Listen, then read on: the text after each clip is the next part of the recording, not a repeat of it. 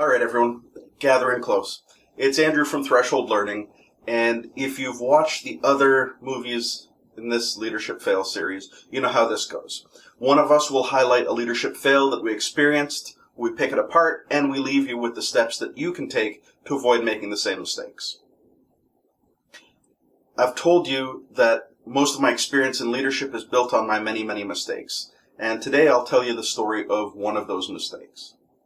It's funny because there's a good chance my old boss will be watching this video as well. At the time, I was recently promoted to managing a team of technical people with staff all around the world, but most of them located with me in the head office.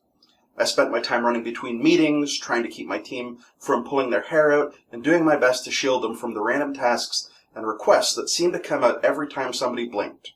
It's not like we were already overworked and running at capacity. Anyway, I remember the day vividly because my boss walked into my office and he told me about a new requirement. I added it to my team's to-do list on the whiteboard, which already had 17 high priority items. To make a long story short, I tried to push back, and I used every tool I could think of. To get him to remove a task for ones he added, I tried to get him to prioritize A1 versus A2. At every step of the way, he pushed back. 17 A tasks, all priority, all urgent, all had to be done. No new resources, no wiggle room, and these were in addition to the day-to-day tasks that we had to run the business. Personally, it was a breaking point for me, and it was also one of my leadership fails. So when I say don't be that guy, I know what it looks and feels like. I know how you get there, and when I talk about what it takes to change things, I'm talking from my direct experience. You'll see this example in another couple of videos because I got more than one thing wrong at the time. Here's the first of the things that I got wrong, where I wish I knew, because I knew my team was overstretched. I felt they couldn't do any more. I knew this from my meetings, my one-on-ones, my walking about, my coaching and mentoring that I was doing with the members. Me knowing this didn't translate to my boss understanding, and it got even worse, and when it looked like he was challenging my credibility. From my perspective, if he didn't trust me with the information, and to give him the right information, he didn't trust me to run the team. Here's what I should have done instead. The first one is act like I was on his team instead of against him, and vice versa. Remember that what was good enough for me, understanding the situation, wasn't enough for him to push back to his boss. And the third thing, which stems from that, is to arm him with the information he could have used to secure more resources. So all the way back to the top at number one.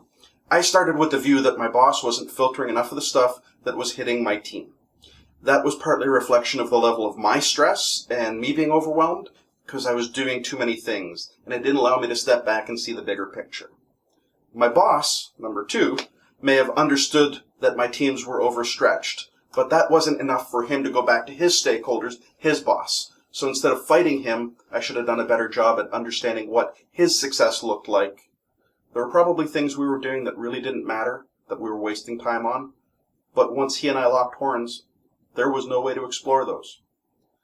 And the third point, if I could go back and see the things that were important at the time, I would have done more to take the information that I knew, that I felt, and put how we were short on people, how we were short on resources into something like a spreadsheet or a Microsoft project plan to be able to show him in the way that mattered to him and a way that he could take to his stakeholders. Instead, I squared off with him and I lost. Hopefully, you guys can take some of these hard-earned lessons, many miles, many failures, and turn them into your own leadership development so you don't get caught where I was. Anyway, thanks for listening, and we'll see you again soon.